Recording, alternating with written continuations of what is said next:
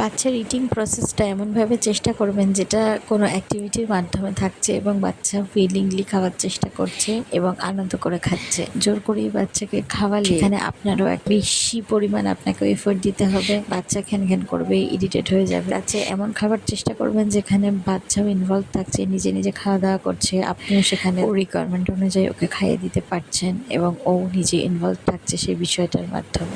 চেষ্টা করবেন বাচ্চাকে টেস্টি খাবার প্রোভাইড করবার। বাচ্চারা টেস্টি জিনিস ভালো মতোই বুঝতে পারে, ওরা কিন্তু অবুঝ নয়।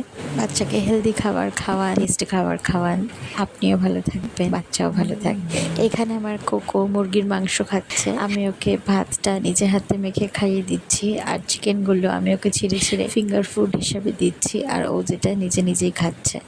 ও এমনিতে চিকেন খেতে বেশ পছন্দ করে, আমি তাই জন্য চেষ্টা করি ওকে বেশিরভাগ সময় চিকেনটাই দেওয়ার।